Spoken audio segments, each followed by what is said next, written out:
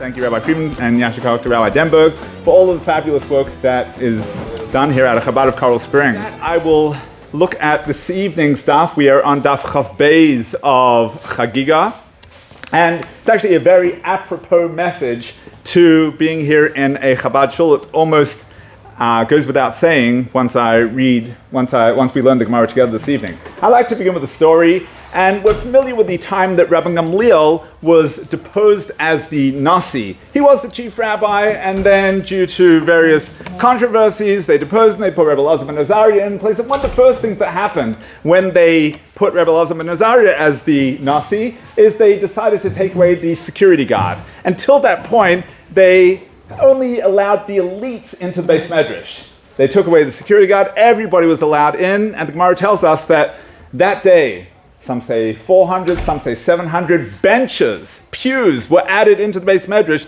That's how many new students. To the extent that Rabbi Gamliel he was upset. He thought, maybe I did something wrong. All of these students who couldn't learn until now, and so that night he went to bed, he had a dream, and in the dream, they showed him these white jugs with ashes inside, as if to say, those Talmidim that you're seeing, they're not so ra'oi, they're not so fitting for the Beis Medrash. Now the Gemara concludes over there in Brachos that truth is they only showed him that to lift his spirits. But really, the Beis Medrash should be open for everybody. Let's look at today's Gemara.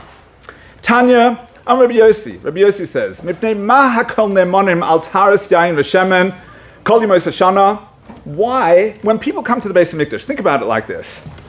I saw as I was coming in this evening, there were people picking up the bottle of whiskey. Oh, what hechsher is it?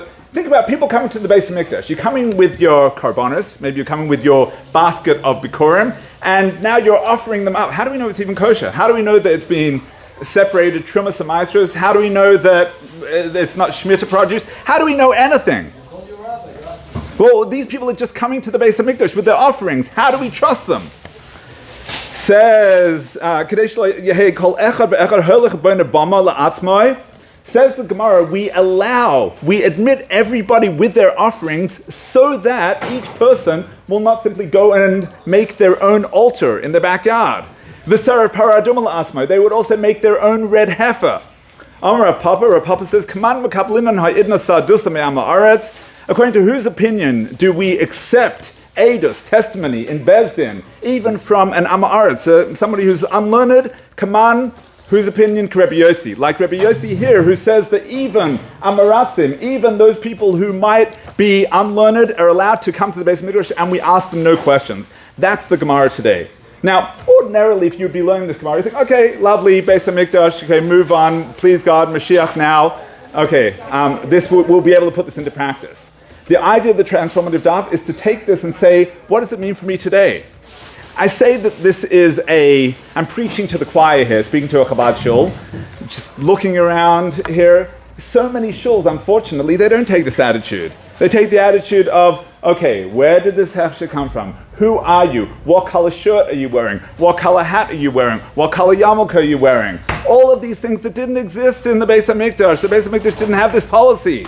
The policy that we should have in our own Mikdash Ma'at, our own small Beis Hamikdash, our own shuls, is that everybody's welcome, no questions asked. We want to make you feel that you are a part of it. This year we're in Shemitah.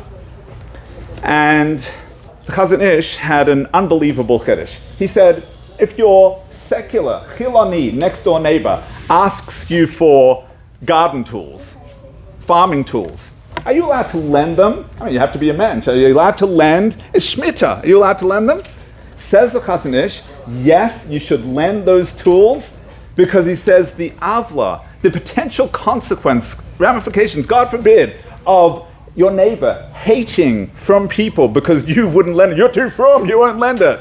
That's even worse than him. You don't know he's going to use it during Shemitah. He's just asked to borrow it. And that's the attitude, the non-judgmental attitude that we need to maintain as from a Yidden. As I say, I think here we are, Baruch Hashem, this is the attitude that Chabad shuls and Chabad houses have, and to see a Chabad shul like Chabad of Coral Springs that has flourished because of this attitude, booming, one of the leading Chabad houses, Chabad shuls now in the country, in the world, really speaks to two rabbis and their wives, Rabbis Stenberg and Friedman, who have adopted this attitude, have said, come be part of this.